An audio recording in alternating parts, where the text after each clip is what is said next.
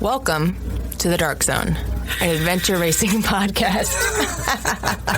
Hello, dear listeners. This is Brian Gaten, your host.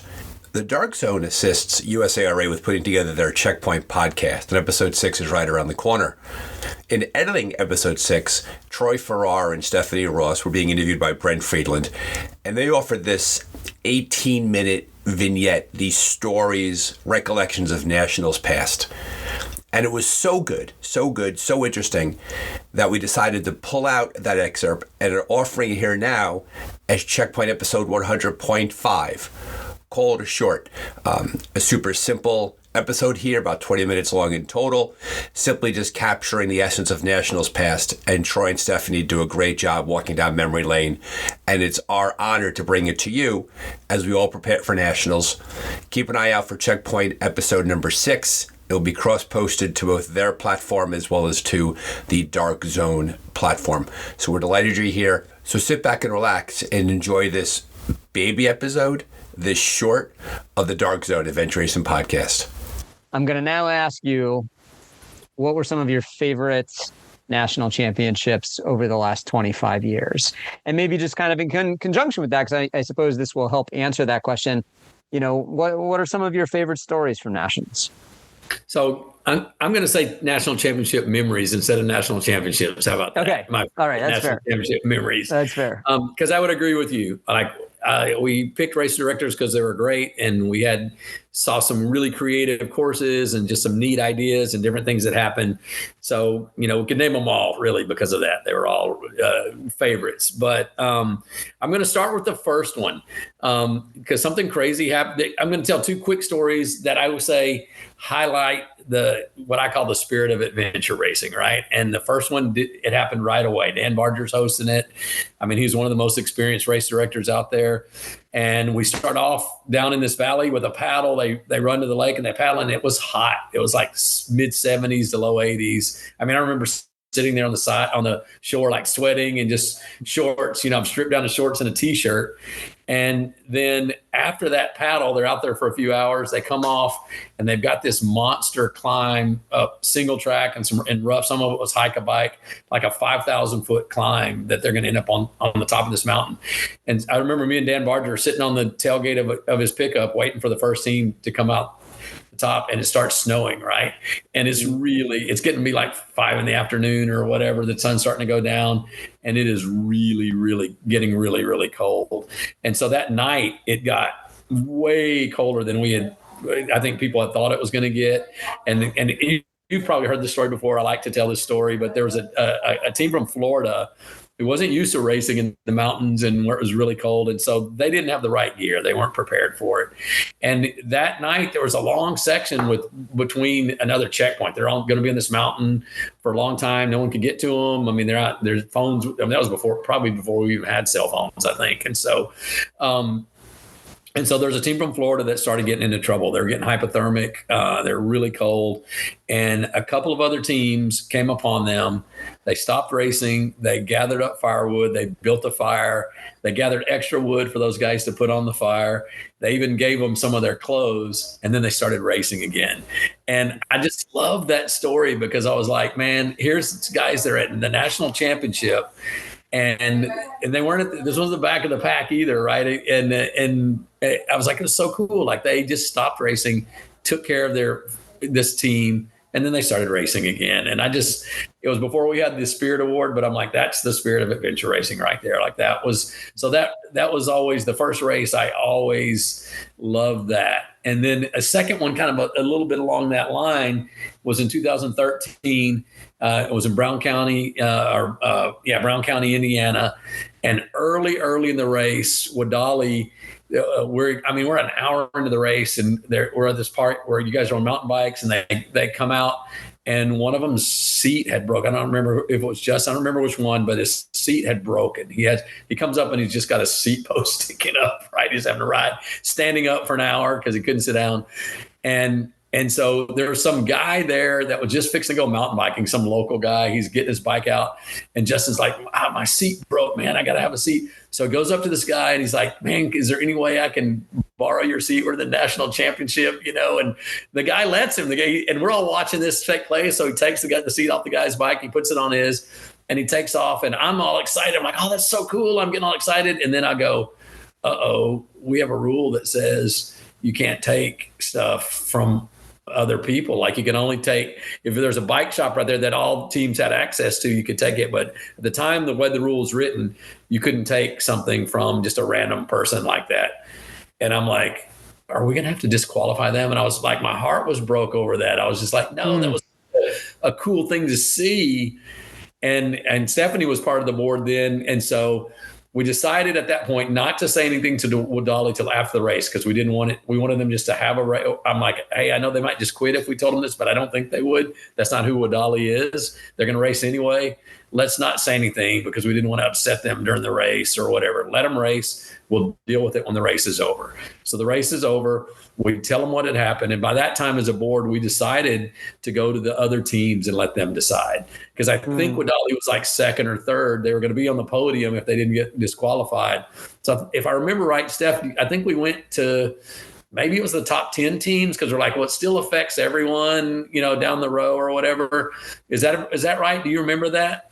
You don't know? So anyway, the coolest thing in the world was we told all the teams, go talk about it, take your time. And every single one of them was, we don't need to talk about it. Do not disqualify them. That's awesome. Leave them where they're at. And I love that. I was, especially the team that I think it would have been in third or whatever and gets not bumped to fourth. And nobody hesitated. They were like, no way would we disqualify them for that. And so those two memories stand out as like I say, the spirit of adventure racing. I love to see that. Some really unique things that I can remember. We'll start with that very first race again in Kernville, California. At the very end of the race, Dan had this Tyrolean traverse set up that was, it might have been 1,000 feet off. It was crazy how high it was. And it was super cool. Like when people got to it, they were just like, whoa, man. And so it was really, that was super, I think a super cool experience for the teams that were there. And it was really memorable for the guys that did that. And kind of a couple of other along that sort of line was 2002. That's just a couple years later. Don Mann was hosting the race in Sapphire Valley, North Carolina, and he had this monster rappel so big that we actually had to go to the climbing rope companies and have special ropes made because it was longer than ropes you could buy. Wow. And then we also had to we bought for all the teams a rappelling device because if you used a figure eight or an ATC, it was such a long rappel, it would get really hot and actually start melting the rope. And so we had to get special rappelling devices and then teach all the teams how to use them because no one had ever used one before prior to the race. So we could do this really awesome rappel that he had in the event. And I just love it when our race directors find super cool things that they can give that experience to the racers by doing it. So a couple more were in Georgia, the race you missed in 2008. We started that race by climbing on a train and going out in the middle of the woods, and the train stopped and the racers got off, and that's where we started the race. And that was a really unique way, I think, to start the race, and it was fun, and the racers enjoyed it. And then again, in 2014 in Deep Creek, Maryland, I think you probably raced in this one, Brent. We had the boogie board section it's the world's only mountaintop recirculating whitewater rafting course or kayak course, and we boogie boarded a couple of laps in that thing.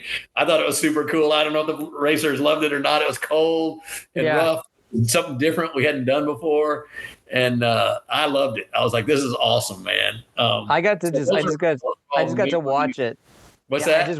I just watched it because you allowed us to do whatever we wanted, including you could have one team member do all three loops in, that freezing cold water.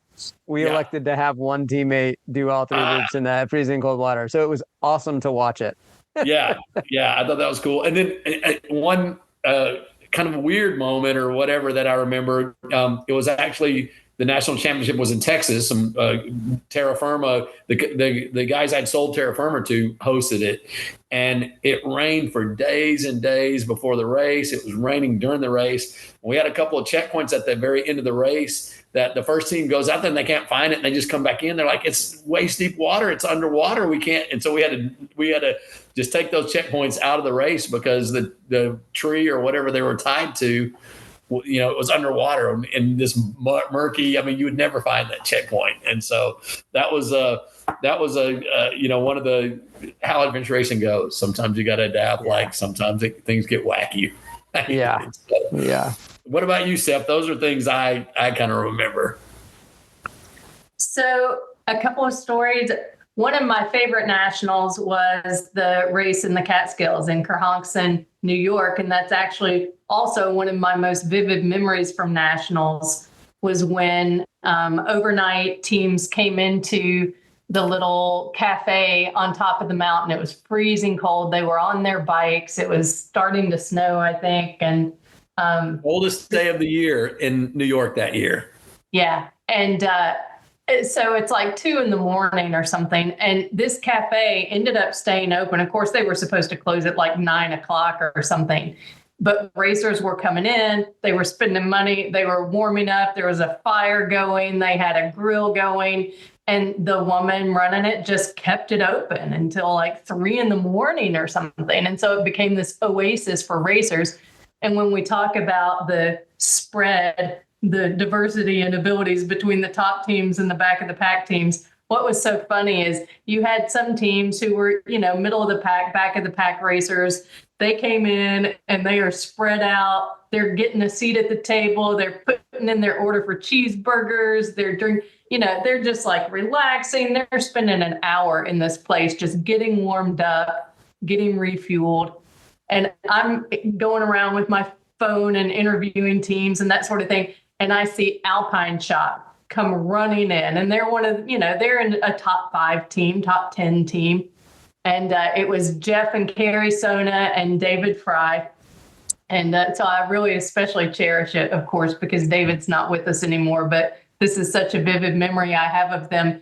And they came in and, they're running in and running out. And they've got like a $20 bill and they're throwing it across the counter. Just, what do you have that we can put in our mouths right now?